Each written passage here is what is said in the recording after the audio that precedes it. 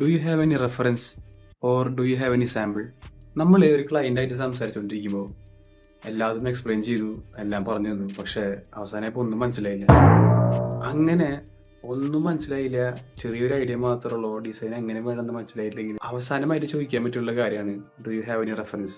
നിങ്ങൾക്ക് നിങ്ങളുടെ expectation meet ചെയ്യാൻ പറ്റിയിട്ടുള്ള ഒരു വെബ്സൈറ്റുകൾ വേറെ ഉണ്ടോ, ഒരു റെഫറൻസ് വേറെ ഉണ്ടോ എന്ന് ചോദിക്കാൻ. അവർ ആ ലിങ്ക് അയച്ചു തരുമ്പോൾ നമുക്ക് മനസ്സിലാവും ഇവർ എക്സ്പെക്റ്റ് ചെയ്യുന്നത് ഈ ലെവലാണ്. ഇങ്ങനെ ചോദിച്ചില്ലെങ്കിലത്തെ പ്രശ്നം എന്താണെന്നറിയോ, നമ്മളൊരു 10-15 വട്ടം റീവർക്ക് ചെയ്യേണ്ടി വരും.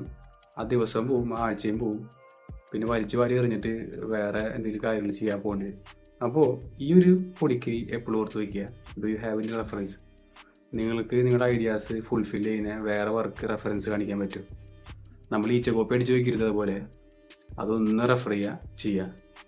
അപ്പോൾ കുറക്ഷൻസ് കുറച്ച് കുറയും. ഇത് ജസ്റ്റ് ഓപ്ഷൻ 1 ആണ്. ഈ ഒരു കാര്യം എപ്പോഴും ചോദിക്കുന്നത് ബെസ്റ്റാണ്. So welcome to my digital nomad life.